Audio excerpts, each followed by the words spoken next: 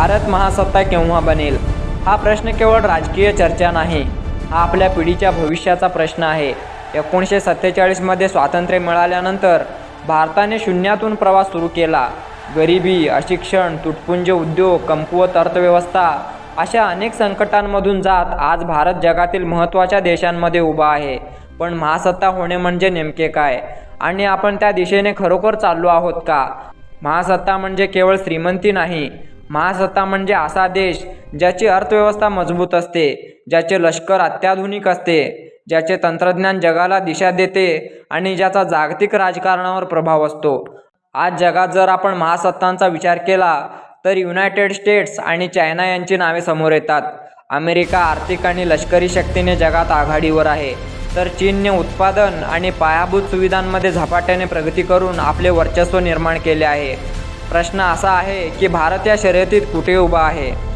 आज भारत जगातील सर्वात वेगवान वाढणाऱ्या अर्थव्यवस्थांपैकी एक आहे. माहिती तंत्रज्ञान, सेवा क्षेत्र, स्टार्टअप संस्कृती आणि डिजिटल व्यवहारांमध्ये भारताने मोठी झेप घेतली आहे. जगातील अनेक मोठ्या तंत्रज्ञान कंपन्यांमध्ये भारतीय नेतृत्व आहे.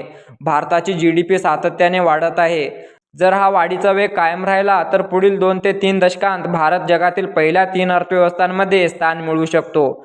पण केवळ आकडे वाढले म्हणून देश महासत्ता होत नाही. त्या आर्थिक वाढीचा फायदा समाजातील प्रत्येक घटकांपर्यंत पोहोचला पाहिजे.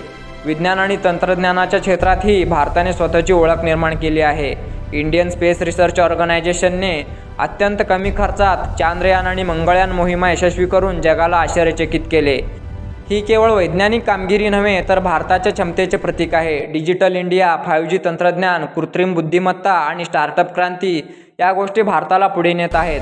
मात्र संशोधन आणि विकासावर अधिक गुंतवणूक केल्याशिवाय आपण अमेरिकेसारख्या देशांशी स्पर्धा करू शकणार नाही. लष्करी शक्ती हा महासत्ता होण्याचा आणखी एक महत्त्वाचा घटक आहे. भारत अण्वस्त्र सज्ज देश आहे. आधुनिक क्षेपणास्त्र प्रणाली आणि मजबूत सैन्य दल भारताकडे आहे. भौगोलिकदृष्ट्या संवेदनशील परिसरात असलेला भारत आपल्या सुरक्षेबाबत सतर्क आहे.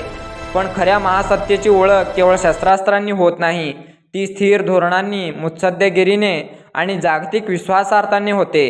भारताची सर्वात मोठी ताकद म्हणजे त्याची तरुण लोकसंख्या. आज भारतात प्रचंड युवाशक्ती आहे. योग्य शिक्षण, कौशल्य विकास आणि रोजगार निर्मिती झाली तर हीच तरुणाई भारताला महासत्ता बनवू शकते. पण जर बेरोजगारी आणि कौशल्याचा अभाव वाढला तर हेच लोकसंख्येचे वरदान संकटात बदलू शकते. त्यामुळे शिक्षण व्यवस्था, उद्योगधंदे आणि तंत्रज्ञान यांचा समन्वय अत्यावश्यक आहे. भारतासमोर अनेक आव्हानेही आहेत. गरिबी अजून पूर्णपणे दूर झालेली नाही. ग्रामीण आणि शहरी भागातील तफावत मोठी आहे. पर्यावरणीय संकट, प्रदूषण, पाणी टंचाई, भ्रष्टाचार आणि सामाजिक विषमता या समस्या अजूनही गंभीर आहेत. महासत्ता होण्यासाठी केवळ आर्थिक वाढ पुरेशी नसते. सामाजिक न्याय, समता आणि शाश्वत विकासही तितकाच महत्त्वाचा असतो. 2047मध्ये भारताच्या स्वातंत्र्याला 100 वर्ष पूर्ण होतील. त्या वेळेपर्यंत भारत विकसित राष्ट्र बनेल असे ध्येय ठेवले गेले आहे. जर अर्थव्यवस्था 8 ते 10% दराने वाढली, उत्पादन क्षेत्र मजबूत झाले, तंत्रज्ञानात स्वावलंबन आले आणि शिक्षण आरोग्य व्यवस्था सुधारली तर भारत 2040 ते 2050 दरम्यान जागतिक महासत्ता म्हणून उभा राहू शकतो. पण हा प्रवास स्वयंचलित नाही, तो सातत्य, प्रामाणिकपणा आणि सामूहिक प्रयत्नांनीच शक्य आहे. भारत महासत्ता केव्हा बनेल याचे उत्तर एका तारखेत नाही.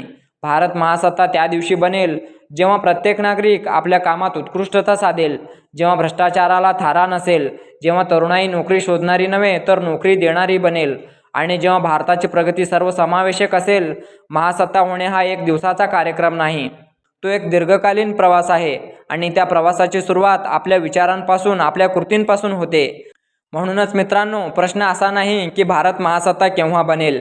प्रश्न असा आहे की आपण भारताला महासत्ता बनवण्यासाठी काय करणार आहोत. जर प्रत्येक भारतीयाने आपली जबाबदारी ओळखली तर 2047 हे केवळ स्वप्न राहणार नाही, ते वास्तव बनेल. चला तर मग भ्रष्टाचार, जातीवाद, बेरोजगारी अशा अनेक प्रश्नांवर मात करून 2047व्या वर्षी स्वातंत्र्याचा शताब्दी महोत्सव जागतिक महासत्ता म्हणून साजरा करण्यासाठी हवे तितके एकजुटीने प्रयत्न करू. जय हिंद, जय भारत.